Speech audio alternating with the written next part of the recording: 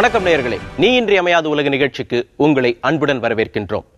செம்மொழியான தமிழ் மொழியை பள்ளி மாணவர்களுக்கு பயிற்றுவிக்கக்கூடிய தமிழ் ஆசிரியர் பெருமக்களை பற்றித்தான் இன்றைய நிகழ்ச்சியில் நாம் பேச இருக்கின்றோம். இந்த அரங்கிற்கு வந்திருக்கக்கூடிய தமிழ் ஆசிரியர் பெருமக்கள் அத்தனை பேரையும் வருக வருக என வரவேற்கின்றேன். இவர்களோடு பேசுவதற்காக சக மனிதர்களாக மனோன்மணியம் சுந்தரனார் பல்கலைக்கழகத்தினுடைய தமிழ்துறை தலைவர் ஆ. ராமசாமி அவர்கள், பேச்சாளர், சொற்பொழிவாளர் மற்றும் தமிழ் ஆசிரியர் ஆரூரான் என்ற சுந்தரராமன் அவர்கள், தமிழ்நாடு பாடநூல் கழகத்தின் உறுப்பினராக இருக்கக்கூடிய புலவர் குணசேகரன் அவர்கள், தமிழாசிரியர் மற்றும் பட்டிமன்ற பேச்சாளர் அருள் பிரகாஷ் அவர்கள், பேராசிரியர் மற்றும் பேச்சாளர் பச்சியப்பன் அவர்கள், தமிழ் பேராசிரியர் ஹாஜாக்கனி அவர்கள். இவர்களோடு நாமும் இணைவோம் நீ இன்றி அமையாத உலகில். வழக்கமாகவே நம்ம சமூகத்தில் ஆசிரியராக வேலை பார்க்குறவங்கள பார்த்தா அவங்களுக்கு என்னப்பா வாத்தியார், காலாண்டு லீவு, அரையாண்டு லீவு, முழு ஆண்டு லீவுன்னு எப்போ பார் லீவு, சனி ஞாயிறு வேற லீவு, ஜாலியாக இருப்பாங்கப்பா அப்படின்னு சொல்லுவாங்க. அதுலேயும் ஸ்கூலுக்குள்ளே போயிட்டோம்னு வச்சுங்க, தமிழ் ஆசிரியர்னா உங்களுக்கெல்லாம் என்னங்க அப்படின்னு தானே இருக்கும். தமிழ் ஆசிரியர்களை அப்படித்தான் எல்லாரும் பார்க்குறாங்களா? தமிழாசிரியர்கள் பணி எப்படி இருக்கு? நம்முடைய ஆளுமை தான் நம்ம நிர்ணயிக்கும். தமிழாசிரியர்களாக இருக்கிறவங்க அனைத்திலையும் நம்ம திறமையை நம்ம வெளிப்படுத்துகிறோம்னா கட்டாயம் அனைவரும் நம்மளை போற்றுவாங்க. தமிழ் தானே, நீ தமிழாசிரியர் தானே அப்படின்னு யாரும் நினைக்க. நான் என்ன கேட்குறேன்னா, சயின்ஸ்னா நான் கெமிஸ்ட்ரிக்கு லேபு சொல்லி கொடுக்கணும் சார், அதுக்கப்புறம் ரெக்கார்ட் நோட்டு திருத்தணும் சார், எனக்கு இவ்வளவுலாம் வேலை இருக்கு சார் அப்படின்னு சொல்லும்போது, தமிழ் தானே சார், நீங்க ஜஸ்டா அப்படி போய் பாடம் நடத்திட்டு வந்துடலாமே அப்படிங்கிறது இருக்கா? இல்ல, தமிழ் தானேன்னு நினைக்க வேண்டாம், தமிழ் தேனேன்னு நினைக்கணும். இல்ல, தமிழ் தேனேன்னு நீங்க நினைக்கலாம். ஆனா சக ஆசிரியர்கள் இருக்காங்கல்ல, அவங்க உங்களை பார்க்கும்போது ஒரு பொறாமையோட அப்படி பார்ப்பாங்களான்னு கேட்குறேன். நீங்க சொல்றது கரெக்ட் தான் சார், அப்படிதான் நினைப்பாங்க. தமிழ் ஆசிரியர்களுக்கு ஒன்றுமே பணி இல்லை, ஒரு வேலையும் இல்லை அப்படின்னு தான் நினைப்பாங்க. ஆனால் நம்மளுடைய திறமையை வளர்த்ததுக்காக இப்போ நான்லாம் பார்த்தீங்கன்னா தமிழ் ஆசிரியர் வரும்பொழுது கம்ப்யூட்டர் கற்றுக்கணும் அப்படின்னு எனக்கு கேப் இருக்கும் பொழுது கம்ப்யூட்டர் கற்றுக்கிட்டேன், ஹிந்தியும் கற்றுக்கிட்டேன். அப்புறம் நம்ம மேன்மைப்படுத்துறதுக்காக என்னென்ன தேவையோ. ஆனா வெளியில வந்து தமிழாசிரியர் தானே அப்படின்னு ஒரு பார்வை இருக்கு. அப்படி இருக்கு சார். அந்த நேரத்தில் நம்ம என்ன பண்ணணும், நம்மளை வந்து வெளிக்கொண்டு வரணும், எனக்கு இதெல்லாம் தெரியும் அப்படின்னு. இதுதான் என்னன்னா, ஆனா நம்மள திறமையை தமிழ் மட்டும் தான் தெரியும் அப்படின்னு நினைக்கக்கூடிய பார்வை இருக்கு. நீங்க சக ஆசிரியரோட கேட்கறதுனால நான் சொல்றேன், மற்ற ஆசிரியர்களுக்கு கிளாஸ் டீச்சர்ஸ் அப்படிங்கிற ஒரு இது கொடுப்பாங்க எங்க மாதிரி பள்ளிக்கூடங்கள் எல்லாம். எங்களுக்கு வந்து அந்த வகுப்பாசிரியர் அப்படிங்கிற இது வந்து எங்களுக்கு கொஞ்சம் குறைவு தான். ஏன்னா ஆமா, ஆங்கிலத்துல நிறைய மாணவர்களோட உரையாடணும். அப்படி இருக்கும்போது தமிழ் ஆசிரியர்களுக்கு கொஞ்சம் அந்த இது குறைவு தான். மேக்ஸ், சயின்ஸ் இதுக்கெல்லாம் தான் முதல்ல இம்பார்ட்டன்ஸ் கொடுப்பாங்க. பேரண்ட்ஸ் கூட முதல்ல அப்படி சொல்லுவாங்க. கணக்கு வாத்தியார், ஃபிசிக்ஸ், கெமிஸ்ட்ரி, பயாலஜி மாஸ்டர் இவங்கெல்லாம் வந்து டியூஷன் மாஸ்டராக மாறிடுறாங்க. டியூஷன் மாஸ்டராக மாறினதுக்கு பிறகு தமிழ் ஆசிரியர்கள் மற்ற ஆசிரியர்கள் மத்தியில் ஒன்றுமே தெரியாதவர்கள் அப்படிங்கிற ஒரு பிழைக்க தெரியாதவர்கள்ங்கிற ஒரு பேர் இருக்குது சார். பள்ளிக்கூடத்தில் மற்ற ஆசிரியர்கள் மத்தியில் பிழைக்க தெரியாது. எப்படி பிழைக்க தெரியாது? மற்ற வாத்தியார்களெல்லாம் பொருளாதார நிலையில உயர்வாக இருக்கிறார், இவர் சாதாரண பழைய வண்டியில் வர்றாரு, அவர் பெரிய கார்ல கூட வந்து இறங்குறாரு, எவ்வளவோ நிகழ்ச்சிகள் நடக்குது. இதற்கு காரணம் ஆசிரியர் சமுதாயமே ஒரு ஆசிரிய இனத்தை மட்டப்படுத்துவது. அதனால நாங்கள் வருத்தப்படவில்லை, அறிவால் மற்ற செயலால் உயர்ந்துதான் நிற்கிறோம். சென்னையில் இருக்கிற பசங்க தமிழில் கொஞ்சம் இல்லை வீக்காக இருக்கிறாங்க அப்படிங்கிறது எல்லாருக்குமே தெரிஞ்ச ஒரு இதுதான். அவங்களுக்கு என்ன பண்ணோம், எப்படியும் ஒரு 6:30 மணிலேருந்து ஒரு 7 மணி வரைக்கும் அவங்களுக்கு அந்த தமிழுக்குன்னு கோச்சிங் கிளாஸ் வச்சு எப்படியாவது 10th சென்டம் ரிசல்ட் எடுக்க வைக்கணும் அப்படிங்கிறது எங்களுடைய பார்வை. மற்ற ஆசிரியர்களுடைய பார்வை எப்படின்னா, என்ன சார் தமிழுக்கு அவ்வளோ நேரம் எடுத்துக்கிட்டு இருக்கீங்க, அவன் என்னடா தமிழுக்கெல்லாம் போய் நேரத்தை உட்பட அப்படின்னு சொல்லி ஒரு அலட்சியமான ஒரு போக்கு வந்து எல்லா பள்ளியிலுமே இருக்குது. ரைட். நீங்க இப்ப எல்லாருமே தமிழ் ஆசிரியர்களா இருக்கீங்க இல்லையா? நீங்க தற்செயலாக இந்த தமிழ் ஆசிரியர் பணிக்கு வந்தீங்களா, இல்ல நான் தமிழ் ஆசிரியரா தான் போகணும்னு முடிவெடுத்து படிச்சுட்டு வந்தீங்களா? 12ஆம் வகுப்பு வரையிலும் தமிழ் வழி கல்வியில படிச்சது. ஆனால் அதுக்கப்புறம் மேற்படிப்பு படிக்க வேண்டாம், கிராமப்புறங்களில் இந்த அளவுக்கு வந்த உடனே திருமணம் பண்ணணும், அந்த மாதிரி ஒரு எண்ணத்தில் இருந்தப்போ அடம் பிடிச்சு கலைக்கல்லூரியிலேயே சேர்க்க முடியாதுன்ட்டாங்க. பக்கத்தில் மயிலம் ஸ்ரீமத் சிவஞான பாளைய சுவாமிகள் தமிழ் கல்லூரி, அதில் பயின்ற அந்த அடம் பிடிச்சி 3 வருடங்கள் படித்து அந்த வகுப்பா தமிழாவது கிடைக்குமா இல்லை என்னோட கல்வி அதோட முடிஞ்சிருமாங்கிற நிலையில் நான் இருந்தப்போ எனக்கு தமிழ் கிடைச்சிது. ஆனால் அதுக்கப்புறம் தமிழை ஆழ்ந்து படித்து ஓகே. தமிழ் ஆசிரியர். முதல்ல ஏதோ ஒன்று படிக்கணுங்கிறதுனால தமிழ் படிச்சீங்க, அதுக்கப்புறம் தமிழ் ஆசிரியரா மாறினீங்க. சரி. என் அம்மா ஒரு தமிழ் ஆசிரியை, என் அண்ணனும் ஒரு தமிழ் ஆசிரியை. அதனால எனக்கு தமிழ் படிக்கணும் ஒரு இன்ட்ரெஸ்ட். திருமணமான பிறகு எங்க மாமியாரும் ஒரு தமிழ் ஆசிரியர்னு தெரிஞ்சுக்கிட்டேன். சபாஷ் சபாஷ். அதாவது குடும்பமே தமிழ் குடும்பம். நான் மருத்துவ படிப்பு படிக்க வேண்டும் என்று மிகுந்த ஆவலுடன் இருந்தேன். எனக்கு அதுக்கான தகுதியும் இருந்தது, மதிப்பெண்களும் இருந்தது. அந்த சூழ்நிலையில் நான் ஒரு வீட்டுக்கு ஒரே பொண்ணு, அதனால் வெளியில் அமுச்சு படிக்க வைக்கிறது அந்த காலகட்டத்தில் ரொம்ப ஒரு பெரிய விஷயமா இருந்தது. எனக்கு மூத்த அண்ணன், பிறகு தம்பி, அவங்கள படிக்க வைக்கணுன்ற எண்ணம் தான் பெருசாக இருந்தது. அதன் பிறகு என் தந்தை தமிழாசிரியர், என் பாட்டி, என் அத்தை எல்லாருமே தமிழாசிரியர்கள். இந்த மருத்துவ படிப்பு கிடைக்கவில்லையே என்று நான் அழுத சமயத்தில் என் தாய் என்னை தாளாட்டியதை விட என் அத்தையும் என் பாட்டியும் தமிழ் சொல்லி தாளாட்டி தான் என்னை படிக்க வச்சாங்க. அந்த ஒரு ஆர்வத்தில் தான் நான் தமிழ் படித்தேன். தமிழ் ஆசிரியராக இருக்கிறதுல நான் மிகுந்த பெருமைப்படுறேன். இப்போ மிகப்பெரிய சென்னையிலே முதலிடத்தில் இருக்கக்கூடிய ஒரு பள்ளியில் தமிழ் ஆசிரியராக இருக்கேன். மகிழ்ச்சி. என்னுடைய அப்பா ஒரு திண்ணை பள்ளிக்கூட ஆசிரியர் தான். இப்போ அவருக்கு 90 வயது ஆகுது. நிறைய இலக்கிய நாடகங்கள், கவிதைகள் எல்லாமே எழுதுவாங்க. அப்போல்லாம் எனக்கு அதனுடைய அருமை எதுவுமே தெரியாது. ஆனால் எனக்கு ரொம்ப பிடிச்சது அறிவியல் தான். அது +2 வரைக்கும் படிச்சிருந்தேன். அதுக்கு மேலே சூழல் காரணமாக என்னை படிக்க வைக்கல. ஸோ அப்போ என்னுடைய குடும்ப சூழ்நிலை காரணமாக ஒரு பக்கத்தில் இருக்கக்கூடிய பாலர் பள்ளியில் சேர்ந்தேன். அப்போது ஒரு ஆண்டு விழாவில் ஒரு நிகழ்ச்சி தொகுப்புக்கு என்னை கூப்பிட்டாங்க. ஏன்னா யாருக்குமே அங்கே தமிழ் அவ்வளோவா தெரியல. நான் தமிழ் மீடியத்திலேருந்து படித்ததுனால என்னை நிகழ்ச்சியை தொகுத்து வழங்க சொன்னாங்க. அப்போ என்னுடைய தொகுப்பை பார்த்து என்னுடைய முதல்வர் வனிதா மேம் தான் முதல்ல நீ ஏன் தமிழ் எடுத்து படிக்கக்கூடாது, தமிழ் எடுத்து படின்னு சொல்லி அப்போ ஆரம்பித்தது தான் 94. அதுக்கப்புறம் இப்போ MA, MEd, MPhil எல்லாம் முடித்து வந்திருக்கேன்னா அவங்க தான் எனக்கு முன்னுதாரணம், எல்லாம் ஊக்கம் எல்லாமே. பெரும்பாலும் தமிழ் படிக்க வரக்கூடியவர்கள் பார்த்தீங்கன்னா முதல் தலைமுறையினர் தான் இருப்பாங்க. யதார்த்தம் என்னன்னா பிகாம், கெமிஸ்ட்ரி, ஃபிசிக்ஸ் இதெல்லாம் போட்டு கிடைக்காதவங்க தான் தமிழுக்கும் வரலாறுக்கும் வருவாங்க. இதுதான் உண்மை.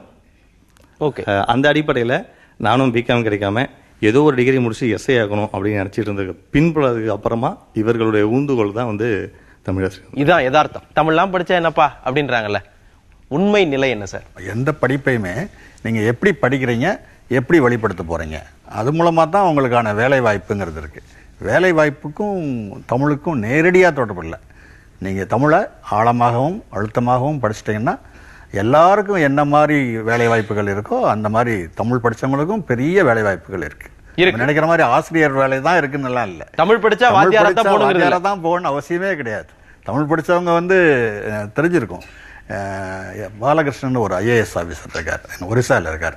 அவருடைய என்ன சீனியர். அவர் முடித்த உடனே பத்திரிகை துறையில் ஒரு 2 ஆண்டுகள் வேலை பார்த்தாரு. பத்திரிகை துறையில் வேலை பார்க்குற நேரத்தில் உலக அறிவு எல்லாத்தையும் தமிழ் வழியாகவே படிச்சிட்டாரு. தமிழ் வழியாகவே சிவில் சர்வீஸ் எக்ஸாம் எழுதினார். இன்றைக்கி இந்தியாவில் மிக முக்கியமான பெரிய அதிகாரிகள் ஒருத்தராக இருக்கார். தமிழ் படித்தவர் தான், முழுக்க தமிழ் படித்தவர். இப்போ நான் தமிழ் தான் படித்தேன். தமிழ் பேராசிரியராக இருக்கேங்கிறது ஒரு வேலை தான். ஆனால் அதை தாண்டி நான் என்னுடைய தமிழ் கல்வி, அது தமிழில் என்னென்ன விஷயங்கள்லாம் இருக்குது அப்படிங்கிறத சொல்கிறதுக்காக நான் இடத்துல பல நாடுகளுக்கு போயிருக்கேன். நான் கணிதம் படித்துட்டு 12ஆம் வகுப்புல, அப்புறம் இளம் வணிக ஆட்சியல் படித்துக்கிட்டு இருக்கும்போது தமிழ் படிக்கிறேன்னு முடிவெடுத்து சொன்னபோது மக்கள், என்னுடைய உறவினர்கள், நண்பர்கள் தற்கொலை பண்ணிக்க போறேன்னு சொன்னா எப்படி பார்ப்பாங்க, அது மாதிரி பார்த்தாங்க. என்னுடைய பேரன்புக்குரிய ஒரு தலைவர் சொன்னாரு, மாப்பிள்ள நீ ஜோல்னா பையை போட்டுக்கிட்டு சென்னை மாநகரத்தில் சுத்த போறேன்னு சொன்னாரு. இன்று வரை நான் ஜோல்னா பையை கண்டா போடாதது காரணமே அது ஒரு காரணம். இளம் வணிக ஆட்சியல் படித்தா BBA படிச்சுட்டு அடுத்து MBAவுக்கு இடம் இருந்தது. ஆனால் தமிழ் படிக்க வேண்டும் என்ற முயற்சி எடுத்த போது எனக்கு நம்பிக்கை ஊட்டிய 2 பேரை நான் இங்கே நினைவு கொள்ள கடமைப்பட்டிருக்கிறேன். கவிஞர் வைரமுத்து அவர்கள். தமிழ் படிக்கிறதுல அவர் ஒரு காரணம். ஏன்னா படிக்கும்போது கடிதம் எழுதுனா பதில் எழுதுவார். வைரமுத்துக்கிட்டேருந்து பதில் வந்துருச்சுன்னு எல்லாரும் படிச்சுட்டு கடைசியாக எனக்கு கொடுப்பாங்க. அப்புறம் அண்ணன் அறிவுமதி. இந்த 2 பேர்கிட்டையும் பார்த்து ஒரு மாலை பொழுதுல கவிஞர்கிட்ட சொன்னேன், இந்த மாதிரி தமிழ் படிக்கிறேன்னு சொல்லும்போது புதுக்கல்லூரியில் தமிழ் படிக்கிறேன். காரணம் அங்கே கவிஞர் இன்குலாப் இருந்தார், ஈரோடு தமிழன்பன் பணியாற்றி இருந்தார். அந்த இடத்துக்கு போறேன்னு தமிழை நான் படிக்கணுமான்னு கேட்குறாங்களேன்னு, தமிழை நீ படிக்காமல் வேறு யார் படிப்பது புதியவன் அப்படின்னு அவருக்கே உள்ள அந்த ஏற்ற இறக்கத்தோடு கவிஞர் சொன்னார். தமிழை நான் படிக்காமல் வேறு யார் படிப்பது என்ற கேள்வி ஆழமாக அந்த வார்த்தைகளும் ரொம்ப வேலை செய்தது. நான் சொல்ல வருவது, தமிழை விரும்பி படித்தால் அது மிகுந்த உயர்வை தரும். நல்ல தமிழ் படித்தால் பணியே வேண்டாம், பணிக்கு பின்பாக மாலை பொழுதிலே பகுதி நேரமாக பேசியே சம்பாதித்து விடலாம். அந்த அளவிற்கு ஊடகத்துறையும், ஏனென்றால் நான் இதை வெளிப்படையாக சொல்கின்றேன், நல்ல ஊதியம் பெறுகிறேன், நல்ல பள்ளியில் இருக்கிறேன், இருந்தாலும் கூட பணிக்கு பிறகு 5 to 8 மணி வரையிலும் வேலை செய்தாலும் கூட போதும், மிகப்பெரிய ஊதியத்தை தங்களுடைய திறனுக்காக தருவதற்கு தயார் நிலையிலே இருக்கிறார்கள். ஒரு ப்ரூஃப் ரீடிங்க்கு இன்னைக்கு ஆள் இல்லைங்க தமிழ்ல. நல்ல ப்ரூஃப் ரீடிங்ல நிறைய பேருக்கு ஒருமை பன்மை மயக்கம் இருக்கிறது.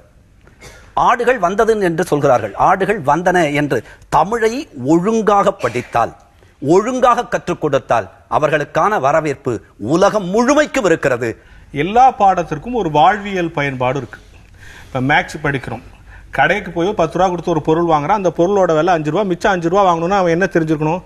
மேக்ஸ் படிக்கணும். அப்போ கணிதம் படிப்பதிலே ஒரு வாழ்வியல் பயன்பாடு இருக்கு. ஈரக்கையோட சுவிட்ச் போட்டா ஷாக் அடிக்கும், இது தெரியணும்னா என்ன படிச்சிருக்கணும்? சயின்ஸ் படிச்சிருக்கணும். அப்ப அறிவியல் படிப்பதில் ஒரு வாழ்வியல் பயன்பாடு இருக்குது. மே மாசத்துல வெயில் அடிக்கும், டிசம்பர் மாசத்துல மழை பெய்யும். இப்போ அது மாதிரி நடக்கிறது இல்லை, அது மாதிரி சொல்றோம். அப்படின்னா தெரியணும் என்ன படிக்கணும்? சோசியல் சயின்ஸ் படிக்கணும். அப்ப அது படிக்கிறதுல ஒரு வாழ்வியல் பயன்பாடு இருக்கு. இந்த நாட்டில் வேண்டாம், அந்த நாட்டா வேண்டாம், இத்தனை தேதி சுதந்திரம் கிடைச்சது, இது படிக்கணும்னா வரலாறு படிக்கணும். இப்போ வரலாறு படிக்கிறதுல ஒரு வாழ்வியல் பயன்பாடு இருக்கிறது. ஒரு இன்டர்வியூக்கு போகிறோம், வாட் இஸ் யுவர் நேம்னா மை நேம் இஸ் கோவிந்த்சாமி குப்சாமின்னு சொல்லணும். இது தெரியணும்னா ஆங்கிலம் படிக்கணும். ஆங்கிலம் படிப்பதில் ஒரு வாழ்வியல் பயன்பாடு இருக்குது. தமிழ் படிப்பதனால என்ன வாழ்வியல் பயன்பாடு இருக்குது மாணவர் கேட்குறான்னு வச்சுங்க. ஒரு தமிழாசிரியனா பதில் சொல்ல வேண்டிய கடமையும் கட்டாயமும் நிர்பந்தமும் எனக்கு இருக்கு. அப்போ நான் அவனுக்கு முதல்ல சொல்கிறேன், மற்ற பாடங்கள் எல்லாம் பிழைக்க சொல்லி கொடுக்கிற பாடம் தமிழ் தான் வாழ சொல்லி கொடுக்கிற பாடம்.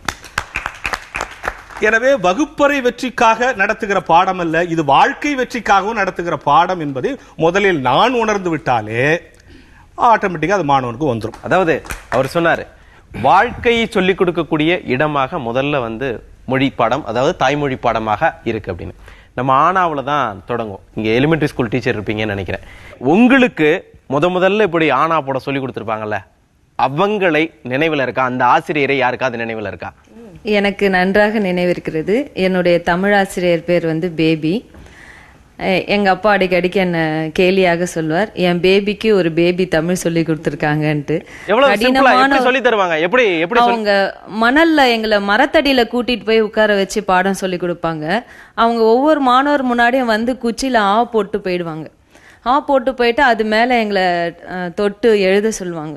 அப்போ போட்டது இன்னும் எங்க மனதுல இப்படிதான் வரணும் ஆன்ற உணர்வு எங்களுடைய உணர்வோட கலந்து விட்டதுனால அவங்கள எங்களால மறக்கவே முடியாது. நாங்க எங்க குடும்பத்துல மொத்தம் 7 பேரு. எங்க அப்பா ஒரு ஆசிரியர் தான். அவர் அறிவியல் ஆசிரியர். ஆனா இன்னைக்கு நான் தமிழை எழுதுறதோ பேசுறதோ அல்லது பள்ளி வளாகத்துல உரையாடல்களை நிகழ்த்துவதோ இல்ல ஆசிரியர்கள் மன்றத்துல பேசும்போது எங்க அப்பா அந்த ஆ சொல்லி கொடுக்கறப்ப அந்த குறில் நெடில் அந்த காங்கா சாவை சொல்லி கொடுக்கறப்ப இன்றைக்கு நினைக்கிறப்ப கூட எனக்கு கண்ணுல தண்ணி வரும். அந்த எழுத்துக்களை எப்படி எழுதுறோம், எப்படி படிக்கணும், ஆசிரியர் எங்களுக்கு வகுப்பாசிரியர் சொல்லி கொடுத்தா கூட அதை விட தாண்டி இன்னைக்கு கக்கா கிக்கினா அப்படியே கரெக்டா அன்னைக்கு சொல்லி கொடுத்தது இன்னைக்கு ஞாபகத்துல இருக்கும். அம்மான்றப்ப முந்திக்கவளத்துல இருந்து அம்மா வரணும், சித்தின்றது நுனிநாக்குல இருந்து வரணும், எழுத்துக்களை எப்படி நம்ம நுனிநாக்குக்கும் மடித்து பேசுறதுக்கும். அப்ப ஒவ்வொரு அறிவியல் ஆசிரியர் தான் எங்க அப்பா. அந்த அறிவியல் ஆசிரியராக இருந்தா கூட இன்றைக்கு மொழி, தமிழ் மொழியின் மீது ஒரு பற்று எனக்கு நிறைய இருக்கும். நிறைய படிப்பேன். தமிழ் அப்படி நம்ம தாயை போன்றது. தமிழ் மீது ஒரு பற்று நான் எனக்கு ஏற்படுத்தி கொடுத்தது என்னுடைய தகப்பனார் தான். இப்ப இவங்க எல்லாரும் பேசக்கூடிய சமயத்துல கேட்டீங்களா, எந்த ஆசிரியர் முழுமையான ஈடுபாட்டோட செயல்பட்டாரோ அவங்க தான் இங்க உள்ளத்துல இருக்காங்க. என்னுடைய பள்ளி காலத்தை விட கல்லூரி காலத்திலே பேராசிரியர் சிவச்சந்திரன் என்ற ஒரு பேராசிரியர் இருந்தார். அந்த பேராசிரியர் எல்லாம் உண்மையிலேயே எங்களை பெற்றெடுக்காத தந்தை. என்ன செய்வார்னாக்கா, முன்னாடி நாம படிக்கக்கூடிய தன்மையை பாராட்டுகிற சூழல் அவற்றை ரொம்ப குறைவாக தான் இருக்கும். நம்முடைய குடும்பத்தை தெரிஞ்சுப்பார். நம்முடைய குடும்பத்தை தெரிஞ்சுக்கிட்டு எந்த சூழலாவது நம்முடைய தடம் மாறுகின்ற பொழுது அந்த குடும்ப செய்தியை பார், அக்கா தம்பி அப்பா சூழல், உடனே நம்ம மனம் மாறுவோம். இதற்கு ஏற்றாற்போல அவரு நடப்பார். அது ஏதோ வாயிலிருந்து வார்த்தை வராது, இதயத்திலிருந்து வார்த்தை வரும். அந்த இதயத்திலிருந்து வார்த்தை வருகின்ற சூழல் ஏனைய ஆசிரியர்களை விட மொழி ஆசிரியரிடத்தில் தான் அதிகமாக இருக்கும். இவற்றை நான் பேராசிரியரிடத்திலும் கண்டேன். நானும் என்னுடைய பிள்ளைகளுக்கு அதை இன்று வரை பயிற்றுவித்துக் கொண்டிருக்கிறேன். ஏறக்குறைய 36 ஆண்டுகள் என்னிடத்திலிருந்து பல்வேறு மாணவர்கள் உலகத்திற்கு வந்தாலும் அத்தனை பேரையும் என்னுடைய மகனாக மகளாகத்தான் நினைக்கிறேன். தொடர்ந்து இந்த செயல்பாடு நடந்து கொண்டே இருக்கிறது. சூப்பர். அதாவது ஒவ்வொரு காலகட்டத்திலும் நம்ம படிச்சுக்கிட்டு இருக்கும்போது நம்மளை மடை திருப்பி ஒரு இடத்துல கொண்டு வந்து சேர்க்கக்கூடிய நபர்களாக இந்த ஆசிரியர் பெருமக்கள் தான் இருக்காங்க. இப்ப நானும் நினைவு கூறணும்னா என்னுடைய தமிழாசிரியர்கள் அத்தனை பேரையும் சொல்லணும். கல்லூரி வரைக்கும் என்னன்னா ஆராமசாமி சார் எனக்கு ஆசிரியர், தோ பரமசிவம் சார், அவரையும் இந்த இடத்துல நினைவு கூறணும். இப்படி அதே மாதிரி பள்ளிக்காலங்கள்ல சவுந்தரராஜன் சாரா இருக்கட்டும், இல்ல கிரகோரியா இருக்கட்டும், அவருடைய பேச்சு, அதாவது புஸ்தகம், தமிழ் புஸ்தகத்தை வகுப்புக்கு கொண்டு வர வேண்டாம்னு சொன்ன ஆசிரியர்கள் இருந்திருக்காங்க. மொத்த செய்யுளையும் அவர் எடுப்பார். இப்ப அந்த இடத்துக்கு தான் வரேன். அதாவது தமிழ்ல உரைநடை, செய்யுள், இலக்கணம் 3 பகுதிகள் இருக்கு இல்லையா? எது உங்களுக்கு சொல்லிக் கொடுப்பதற்கு சுலபமாக இருக்கும் அல்லது ஒரு சந்தோஷமாக இருக்கும் அப்படின்னு நீங்க நினைக்கிறீங்க? எனக்கு செய்யுள் விருப்பம், மாணவர்களுக்கும் ஆரம்ப பள்ளி மாணவர்களுக்கும் செய்யுள் விருப்பம். ரைட். செய்யுளும் நல்லா இருக்கும், அதை விட உரைநடைய ரொம்ப நல்லா நடத்தலாம். செய்யுள் தான் நல்லா சொல்லி தருவேன்.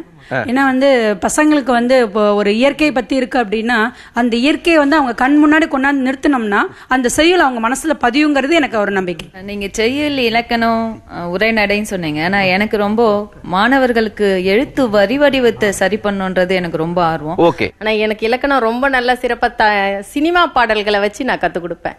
அது மாதிரி தன்மை முன்னிலை படற்கைன்னா தன்மை என்னக்கா நானே இந்திரன் நானே, அதான்டா தன்மை, தன்னை பத்தியே சொல்றதுடா. முன்னிலை என்னக்கா அதோதான் நீ சிரித்தால் சிரிப்பழகு, அதான்டா முன்னிலை. படற்கைனா அதோ அந்த பறவை போல வாழ வேண்டும். அது மாதிரி நான் ஒரு பாட்டு பாடிட்டேன்னா அதன் பிறகு பாத்தீங்கன்னா இந்த தலைப்புல நீ ஒரு 2 பாட்டு உன்னால முடியுதுன்னா அவன் 50 பாட்டு எழுதுவான். எனக்கும் இலக்கணம் தான் ரொம்ப பிடிக்கும். என்னோட மாணவர்கள் பாத்தீங்கன்னா பழைய முன்னாடி ஒரு ஸ்கூல்ல இருக்கும்போது இலக்கண ஆசிரியை அப்படின்னு பேர் வச்சுட்டாங்க. ஏன்னா எனக்கு ரொம்ப பிடிக்கும், அதை அவங்களுக்கு பிடிச்ச மாதிரி சொல்லி கொடுக்கணும். முக்கியமா பாத்தீங்கன்னா இந்த யாப்பு இலக்கணத்துல நேர் தேமா அது நிறைய பேருக்கு அது ரொம்ப ததங்கினத்துவம் தான். அது ஒரு பாடல் ஒண்ணு இருக்கு, அந்த பாடல் மாதிரி நான் நேர் தேமா நீரை புளிமா அப்படின்னு சொல்லி கொடுக்கும்போது அவங்க அந்த பாடல் மூலமா அதை கத்துக்கிறாங்க. எனக்கு இலக்கியம் தான் பிடிக்கும், செய்யுள் நடத்துறதுக்கு. ஏன்னா என்னோட கல்லூரி பேராசிரியர் லக்ஷாராமன் சொல்லிட்டு அவர் பாடம் நடத்தும் போதே இலக்கிய வளம் அவர்கிட்ட அப்படியே எதை சொன்னாலும் அவர் கவிதை நயம் அப்படியே ஒரு எடுத்துக்காட்டுக்கு வருவார். கசடத்தை அப்புறம் வல்லினத்தை பத்தி சொல்லணும்னா அது அப்படியே கலிங்கத்து பரணி ஜெயங்கொண்டார் எடுமெடுமெடுமென எடுத்ததோர் இகலொளி இகக்கவி அப்படி நடைமுறை வாழ்க்கையில் அப்படியே எதிரில் வர மாதிரி இருக்கும். அந்த மாதிரி சொன்னதால எனக்கு செய்யுள் நடத்துறதுக்கு ரொம்ப பிடிக்கும். சூப்பர். அதாவது பெரும்பாலும் மாணவர்களுக்கு இந்த செய்யுள் அப்படிங்கும்போது மனப்பாட பகுதின்னு ஒன்று கொடுத்துருவாங்க. அதுல அவன் படுற சிரமம் இருக்கும் இல்லையா? ஏன் அப்படி ஒரு தேவை இருக்கு? அதனுடைய அவசியம் என்ன? செய்யுள்லாம் வேணுமா, இந்த காலத்துக்கு பயன்பட போகுதா அப்படிங்கக்கூடிய ஒரு பேச்சும் இருக்குல்ல. இல்ல, மனப்பாட பகுதி கட்டாயமா தேவை.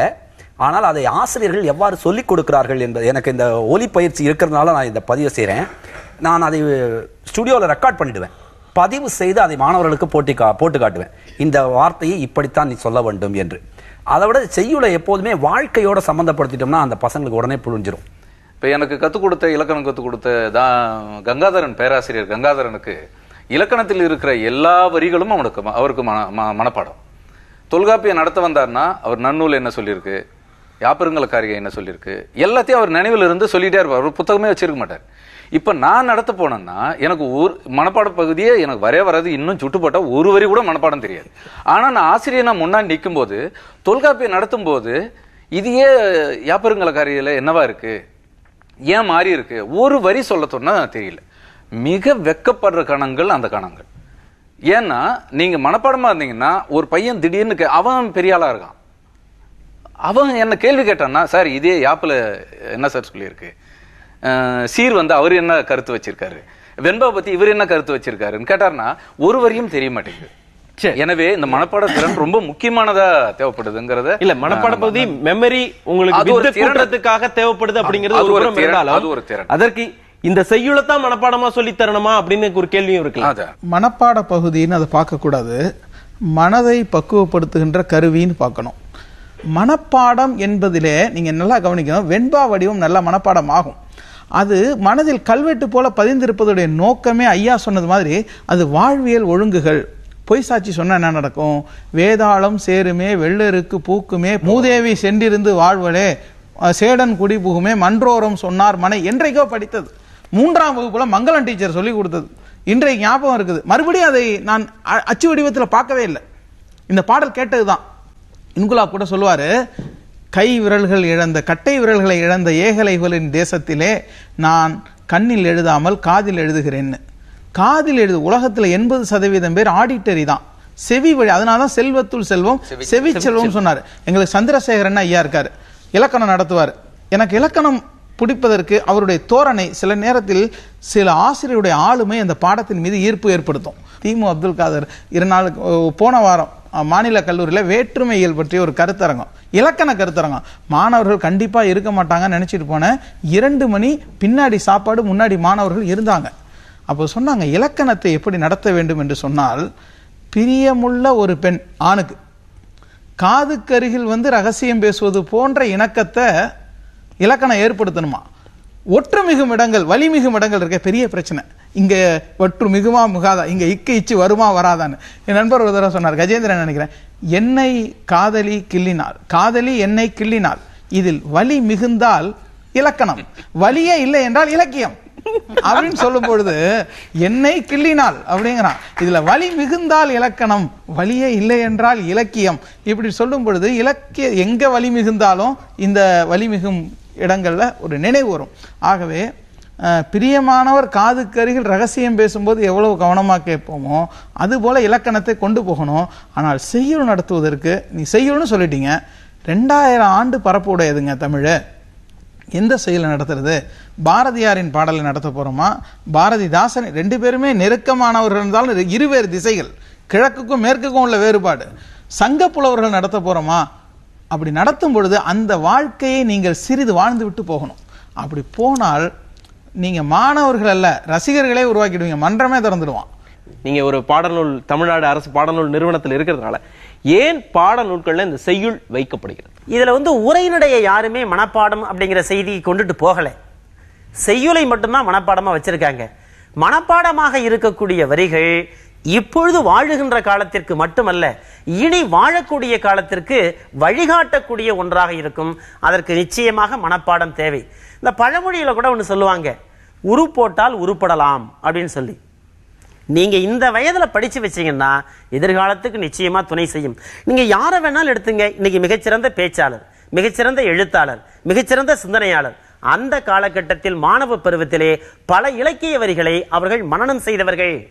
திரைப்பட உலகத்திலே இன்றைக்கு கொடிகட்டி பறக்கக்கூடிய ஆசிரியர்கள் கூட இந்த பாடலை நீங்கள் எப்படி எழுதினீர்கள், இதற்குடனே சங்க இலக்கிய சான்றை சொல்கிறார்.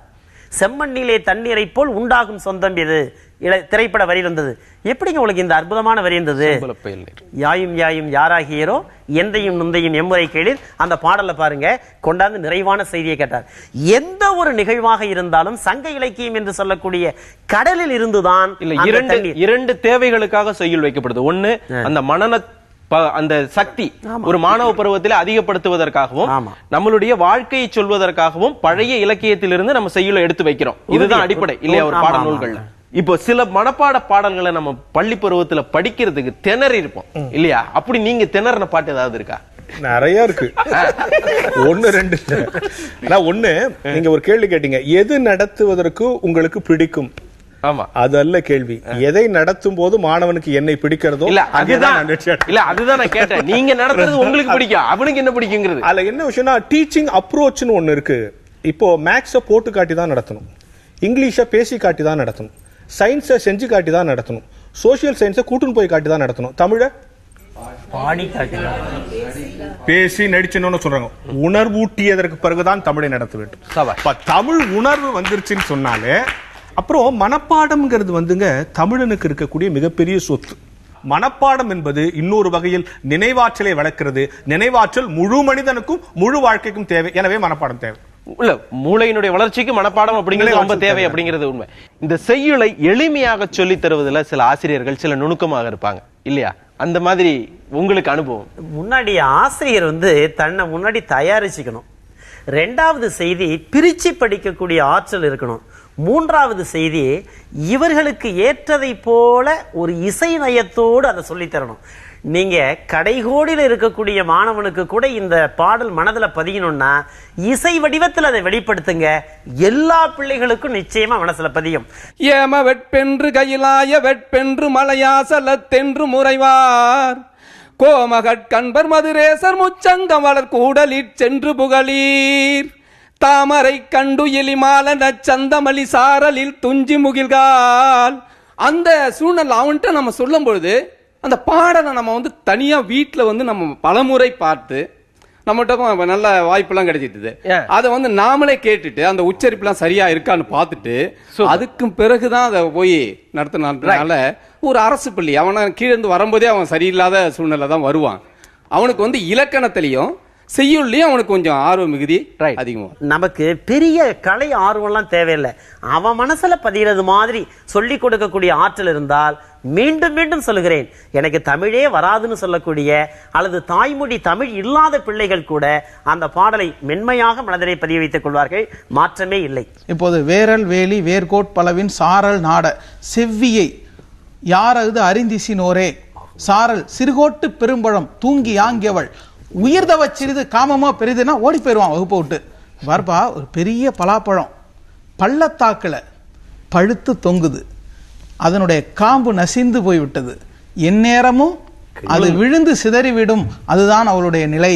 உயிர் தவ சிறிது காமமோ பெரிது என்று சொன்னால் வாழ்க்கை சிறிது, ஆனால் நான் கொண்டிருக்கின்ற அன்பு பெரியது, அந்த அன்பை தாங்கும் அளவுக்கு என் வாழ்க்கை இல்லையே அப்படின்னு அவன் சொல்றான்னா, அவனுக்கு அந்த பலாப்பழம் பள்ளத்தாக்கு வெடித்து சிதறுகின்ற நிலையில் இருக்கக்கூடிய ஆழம், காம்பினுடைய நசிந்து போன தன்மையை காட்சி வடிவத்தில் சொல்வது. எப்போதுமே ஐம்புலன்களை குறிவைத்து சொல்லும் கலை வெற்றி பெறும். அகநானூறு பாடல்கள் எல்லாம் வகுப்புல எடுக்கும்போது, அதுவும் இருபாலர் படிக்கக்கூடிய வகுப்புல நீங்க எடுக்கும் பொழுது இந்த கதை சொல்லி நீங்க அகநானூரை சொல்லி கொடுக்கணும்ல, காதல் தலைவன் தலைவி அப்படின்லாம் சொல்லணும்ல, சிரமமா இருக்குமா? எப்படி இருக்கும்? சிரமமாக தான் இருக்கும். +2 +1 படிக்கிறவன் வந்து ஒரு தகுதியான நிலையில இருப்பான். நம்ம கொஞ்சம் எந்தன போனாலே அவன் வந்து அந்த வேலைகளை வந்து அந்த நிலையில பயணிக்கக்கூடிய சூழ்நிலையில இருப்பான். அப்படித்தானே பையன்.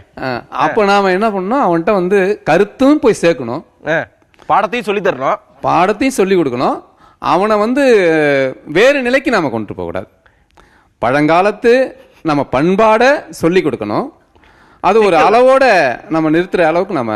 சார், இந்த அகநானூறு அப்ப குறுந்தொகை இந்த பாடல்கள்லாம் வரும்பொழுது கண்டிப்பா அந்த காதல் பத்தி விஷயங்கள் நிறையவே வரும்.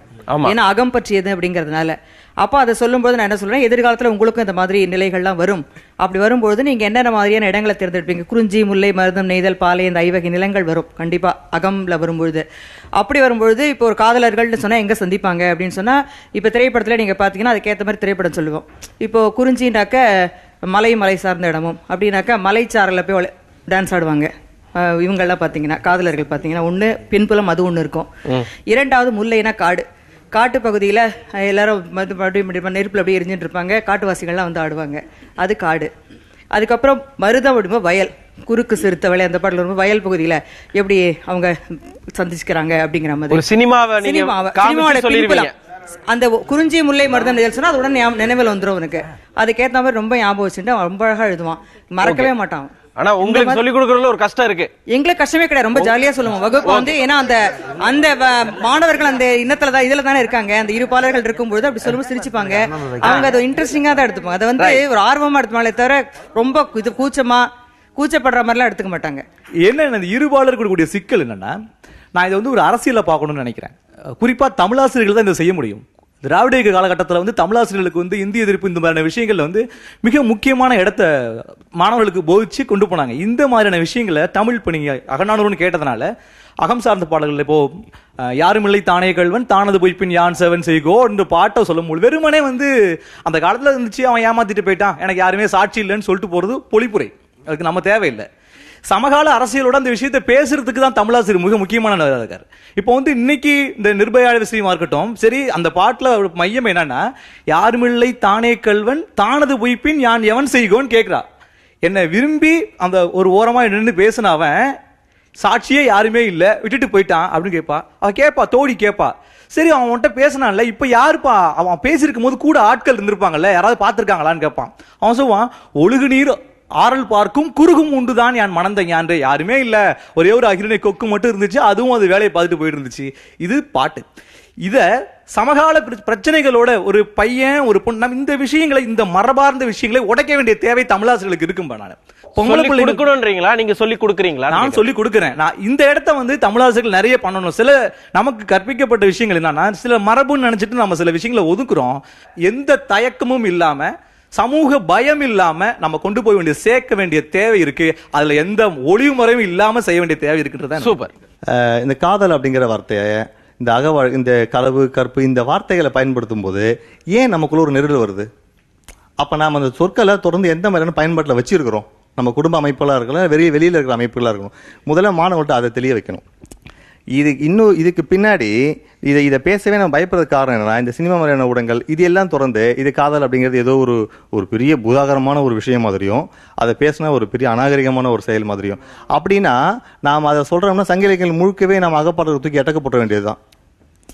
அப்போ முதல்ல நம்ம இந்த சொற்களை களவு கற்பு அப்படிங்கிறத நம்ம தெளிவாக பசங்களுக்கு உணர்த்தணும். அது என்னன்னு அப்படின்னு உணர்த்தணும். அதை உணர்த்தினா மட்டும்தான் நீங்கள் சங்க இலக்கிய பாடல்களை எந்த ஒரு குற்றம் உணர்ச்சின்னு சும்மா சாதாரணமாக நடந்துட்டு வந்துட்டே இருக்கலாம். நான் 3ஆம் வகுப்பு பாடம் சொல்லி கொடுக்கும்போது காதல்னு ஒரு சொல்லும்போது அந்த 3ஆம் வகுப்பு மாணவருக்குள்ளே ஒரு பேச்சு, என்ன நம்ம ஆசிரியர் காதல்னு சொல்றாங்களே அப்படின்னு. மிஸ் நீங்க தப்பா சொல்லிட்டீங்க, தப்பு நீங்க சொன்னது, லவ்வை பத்தி பேசுறீங்க. எப்படிமா உனக்கு தெரியும்? நான் டிவியில நாடகம் பார்த்தேன். அப்போ அந்த காதல் அப்படிங்கிற ஒரு வேர்டே அது எங்களுக்கு தப்பா தெரியுது. அப்ப நான் சொன்னேன், நான் உன் மேல காதலா வச்சிருக்கேன், நான் உன்னை காதல் பண்றேன், நான் உன்னை லவ் பண்றேன், காதல்னா அன்பு. என்னுடைய நிலையில என்ன சொல்றேன், இப்ப பாடநூல் வகுக்கின்ற பொழுது எந்தெந்த வயது மாணவருக்கு எப்படிப்பட்ட செயலை வைத்தாக்கா அவங்க ஏற்றுக்கொள்வாங்க அப்படிங்கறத அந்த குழுவினுடைய தலைவர் முடிவு செய்யறார். 5ஆம் வகுப்பு மாணவனுக்கோ 7ஆம் வகுப்பு மாணவனுக்கோ 8ஆம் வகுப்பு மாணவனுக்கோ அக இலக்கியத்தை வைக்கல. ஏறக்குறைய அவனுடைய வயது ஒரு பக்குவ நிலை அடைந்திருக்கக்கூடிய மாணவனுக்கு தான் அக இலக்கியம் பாடமா வைக்கப்படுகிறது. அப்படி அக இலக்கியத்தை பாடமா வைக்கின்ற பொழுது இப்ப அம்மையார்லாம் சொன்னாங்க, காதல்னு சொன்னோன்னா சிரிக்கிறான், லவ்னு சொன்னா சிரிக்கிறான். உண்மையிலேயே சிரிப்பான். ஏன்னா அவன் வளருகின்ற சூழல் அப்படி இருக்கு. நாம என்ன செய்யணும், எல்லா தாய்க்கும் தன்னுடைய குழந்தையின் மீது முதல் காதல், எல்லா குழந்தைக்கும் தன்னுடைய தாயின் மீது முதல் காதல். இந்த சொல்ல அவனுடைய உள்ளத்துல குழந்தைக்கும் தாய்க்கும் இருக்கக்கூடிய அன்புணர்வை வெளிப்படுத்தக்கூடிய சொல் தான் இது என்பதை அந்த களத்துல கொண்டு நிறுத்தணும். உடல் சார்ந்த செய்திகளை சொன்னால் விகாரப்படும். உளம் சார்ந்த செய்திகளை சொல்லுகிற பொழுது விகாரம் என்ற செய்திக்கு இடமே கிடையாது. சொல்ல முடியாத இடங்கள் இருக்கா? இருக்கு. அப்ப சிவக சிந்தாமணி சில நேரத்தில் சில பாடல்களை நான் விட்டுட்டு நடத்திடுவேன். மாணவர்கள் எடுத்துக்குவாங்க, தெரியாதா சார் நான் 2வது பாட்டை சொல்லலப்பா அப்படின்னு சொல்லிடுவேன். இன்னும் சொல்லுவான், நடத்தினதை விட அந்த நடத்தாத நினைச்சு கவலைப்பட்டு சார் நான் அப்புறம் கேட்டுக்குவா அப்படின்னு கேட்குற மாணவர்களும் இது இருந்தான். காரணம், நீங்க எதை தடுக்கிறீங்களோ அது ஒரு காலத்தில் சமூகம் கற்றுக்கொள்ளும். வகுப்பறையில 2 பேரையும் பக்கத்துல வச்சு நடத்தும் பொழுது இது கத்தி மேல் நடக்கும் கலை. ஐயா சொன்ன மாதிரி அக இலக்கியத்தை ஒரு வாத்தியார் நடத்துறதுங்கிறது கத்தி மேல நடக்கிற மாதிரி அழகா நடத்தி முடிச்சிட்டாரு அப்படின்னா அவர் சேஃப் இல்லையா? இந்த பாலியல் கல்விகளை நம்ம மாணவர்களுக்கு கொண்டு சேர்க்கணும் அப்படிங்கும் பொழுது தமிழாசிரியர்கள் இந்த இடத்துல முதல்ல நிக்கிறாங்க. இந்த உங்களோட அக இலக்கியங்களே அதைத்தான் சொல்லுது இல்லையா? நம்ம சொல்லி கொடுத்தபடி நடந்தோம்னா பெருமை, நீங்க சொல்லி கொடுத்தபடி ஓடிட்டாங்க அப்படின்னா சிரமம். அதாவது என்னன்னா, இன்னைக்கு ஒரு சயின்ஸ் நல்லா படிக்கக்கூடிய பையனை நீ டாக்டர் ஆகலாம், மேக்ஸ் நல்லா போடுற இன்ஜினியர் ஆகலாம்னு சொல்ற மாதிரி தமிழ் நல்லா படிக்கக்கூடிய பையனை தமிழ் எடுத்து படின்னு உங்களால சொல்ல முடியுதா? ஒற்றை வார்த்தையில சொல்ல முடியுதா? முடியல, மொத்தமா முடியுது. ஆனால் நடைமுறையில தமிழ் படிக்க போறாங்களா? பெரும்பாலான மாணவர்கள் நல்லா தமிழ் படிக்கக்கூடிய மாணவர்களை நான் எத்தனையோ பேரை தயார்படுத்தி, நீ பல்கலைக்கழகத்தில் கல்லூரியில் சேருகிற பொழுது ஒரு மொழி பாடத்தை எடுத்து படி, ஒரு பேராசிரியராக வரலாம், ஒரு பெரிய தமிழ் அறிஞராக, ஒரு எழுத்தாளராக, பேச்சாளராக வரலாம், என்னென்னமோ சொல்லி பார்த்துட்டேன். அவங்க தந்தையாரிடம் போய் கேட்டு ஒருத்தன் சொல்கிறான், நீ தமிழ் படித்து நீ எப்பொழுது கதை எழுதி, நீ எப்பொழுது பேச போய், நீ எப்பொழுது சம்பாதிக்க போகிறாய்? இந்த காலகட்டத்தில் நீ நாளைக்கு ஒரு இன்ஜினியராக முடித்து 15,000மோ 20,000மோ அடுத்த நிமிஷத்தில் ஒரு வேலையில் சேரக்கூடிய ஒரு படிப்பை படிடா அப்படின்னு சொல்றாரு. நான் என்ன சார் பண்றது அப்படின்னு கேட்கிறான். எல்லா பக்கத்திலும் கொண்டு சேர்க்கணும் அப்படின்னா இந்த ஆசிரியர்கள்ட்ட மட்டும்தான் அந்த பங்கு இருக்கா? வேற எங்கெல்லாம் இருக்கு? சுருக்கமாக இது தமிழாசிரியர்கள் அத்தனை பேரிடத்திலும் இருக்கிறது. குறிப்பாக பெற்றோர்களுக்கும் அந்த பொறுப்பு இருக்கிறது. தமிழ் படித்தால் ஏதோ வாழ முடியாது என்று இருக்கிறார்கள். உங்களுடைய கனிவான கவனத்திற்கு கொண்டு வருகிறேன். எந்த ஆசிரியரும் இப்படி செய்திருப்பாரா என்பது எனக்கு தெரியாது. தமிழை தங்கத்திலே பொறித்து போட்டிருக்கிறேன். தமிழ் என்னை தங்கம் போல வாழச் செய்கிறது. தமிழை தரமாக படித்தால் தமிழ் உங்களை தங்கம் போல இருக்கும். பொதுவாகவே பேசும்போது என்ன செய்யறாங்க, மெயின் சப்ஜெக்ட் அப்படின்னு சொல்றாங்க. அப்ப தமிழ்லாம் சைடு ஆக்டர். மீட்டிங் போடும்போது நம்ம மெயின் சப்ஜெக்ட் வச்சுட்டு முதல்ல பேசுறோம், அப்ப நாங்களாம் சைடு ஆக்டரா? இதுவும் ஒரு பாடம் என்று சொல்லிக் கொடுக்கக்கூடிய நிலைமைக்கு வரணும். அரசாங்கமும் மற்ற பாடங்களுக்கு கொடுக்கிற அதே முக்கியத்துவத்தை தமிழுக்கும் கொடுக்க வேண்டும். தமிழாசிரியர்கள் என்று சொன்னால் வேறு ஒரு நிலையை நிற்கக்கூடாது. இதுவும் முதன்மை பாடம். இன்னொன்று சொன்னால் மற்ற பாடங்களை எல்லாம் படிப்பதற்கான சிந்தனையை வளர்த்து கொடுக்கிற பாடமே தமிழ் பாடம் தான் என்கிற எண்ணத்தை மாணவர்கள் மத்தியில் ஆசிரியர்கள் விதைத்துக் கொண்டிருக்கிறார்கள். அதற்கு கூடுதலாக பாடத்திட்டமும் வடிவமைக்கப்பட வேண்டும். அரசும் ஒத்துழைக்க வேண்டும். வெறும் ஆசிரியர்களை குற்றம் சொல்லி இந்த பிரச்சனை முடித்துவிட முடியாது. சூப்பர். அதாவது யுனெஸ்கோவினுடைய ஆராய்ச்சியே வந்து தாய்மொழி மூலமாக கல்வி கற்றால் வேகமாக 3 மடங்கு வேகமாக கல்வி கற்பான் அப்படிங்கிறது தான் ஆராய்ச்சியினுடைய முடிவு. இன்றைக்கு ஒரு அரசு இதுல கவனம் எடுக்கணும். தமிழ் படிக்கக்கூடியவர்களுக்கான வேலை வாய்ப்புகளை பெருக்காமல் எங்கள் தமிழ் உயர்வென்று சொல்லி சொல்லி தலைமுறைகள் பல கழித்தோம், குறை களைந்தோம் இல்லை. பாரதிதாசன் சொல்றான், எங்கள் தமிழ் உயர்வென்று சொல்லிக்கிட்டே இருப்போம், ஆனால் குறைகளை களைந்தோமா? அதை படித்து விட்டு வருபவனுக்கு என்ன வரவேற்பை நாம் வைத்திருக்கிறோம்? அலட்சியத்தை லட்சியமாக மாற்ற வேண்டும். அந்த போகணும். அந்த போகணுங்கிறது அரசு கையிலையும் இருக்குது, அடிப்படையில் தமிழ் சொல்லக்கூடிய ஆசிரியர் கையிலையும் இருக்குது. அவர்கள் வேண்டாம்லாம் செய்யல, முடியல, அவங்களுக்கு முடியல. அதாவது பாடத்திட்டத்தை போட்டு 100 மார்க் எடுக்க எவ்வளவோ இரவிலும் இந்த நிலைமை விடியல. அதை மாத்தணும். ஒரு அரசும் இதுல கவனம் எடுக்க வேண்டும். இல்ல, மொழிக்கல்விங்கிறது தமிழ் மொழி கல்வி மட்டுமே இந்த சிக்கல்லாம் இருக்குன்னு சொல்ல முடியாது. ஆங்கிலமும் அப்படிதான் எழுதுறாங்க. நான் சார் சொன்ன மாதிரி வந்து இப்ப இது நம்மளுக்கு தெரியலங்கிறதுனால அதுல பிழையை விட்டுறோம். தாழ் திருத்த வருவாங்க. ஒரே ஹாலில் வந்து இங்கே வந்து தமிழ் ஆசிரியர்களும் திருத்துவாங்க, அந்த பக்கம் வரலாறு சயின்ஸ் எல்லாரும் திருத்துறாங்க. எல்லா தாளையும் பார்த்தீங்கன்னா தமிழ் ஆங்கிலம் கலந்து தான் இருக்கு. ஆனால் படிக்கிறது வந்து ஆங்கில மீடியம் ஆஃப் இன்ஸ்ட்ரக்ஷன் வந்து இங்கிலீஷ் போட்டிருப்பாங்க. அவங்களுடைய தேர்வு தாள்கள் நீங்கள் பார்த்தீங்கன்னா கலந்து தான் எழுதுறாங்க.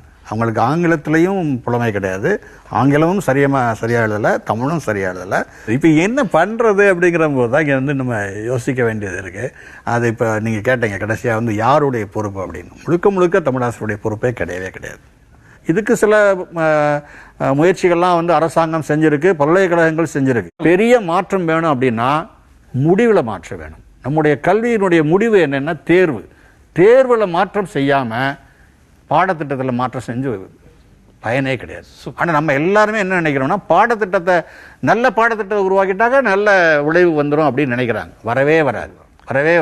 ஒரு வகுப்புல ஒரு 4 மாணவராவது நல்ல படிக்கிறவனா இருந்தாதான் அவனை ஒட்டி நாங்க பாடம் நடத்தி அவனுக்குள்ள ஒரு போட்டியை வச்சு இன்னொரு படிக்காத சில பேரோட ஒப்பிட்டு நடத்துற ஒரு வாய்ப்பு கிடைக்கும்.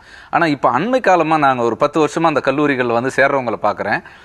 என்ஜினியரிங் போய் அப்புறம் தனியார் கல்லூரிகளில் போயிட்டு வேற அறிவியல் கல்லூரிகள், கலை அறிவியல் கல்லூரியில் அறிவியல் பாடங்கள் போயிட்டு எங்கேயுமே இடம் கிடைக்காத மிக குறைந்த ரொம்ப மந்தமாக படிக்கிற அவங்க தான் நமக்கு வந்து தமிழ் படிக்க வர்றாங்க. இவங்க தான் தமிழாசிரியர்களா நாங்க உருவாக்கி தரோம். நீங்க கொஞ்சம் யோசிச்சு பாருங்க. இவங்க தான் பிஎட் படிக்கிறாங்க, இவங்க தான் பள்ளிக்கூடத்துல மறுபடியும் போயிட்டு தனியார் பள்ளியிலோ தமிழ் கொஞ்சம் யோசிச்சு பாருங்க. தமிழ் படிச்சவங்களுக்கான வாய்ப்பை நீங்க அங்க நிறைய உருவாக்கி வச்சீங்கன்னா, ஒரு பொது தேர்வு எழுதுனா தமிழ் படிச்சா நிறைய பொது தேர்வுகள்ல பாஸ் பண்ணலாம், தேர்ச்சி பெறலாம். இந்த மாதிரியான வாய்ப்புகளை வெளியே ஊடகத்துல தமிழ் படிச்சவங்களுக்கு நல்ல மரியாதை இருக்கு. இந்த மாதிரி வெறும் அரசு மட்டுமே இல்ல, நிறுவனங்கள்ல தமிழ் போன்ற நல்ல படிக்கிற மாணவர்கள் தமிழ் துறைக்கு வருவாங்க.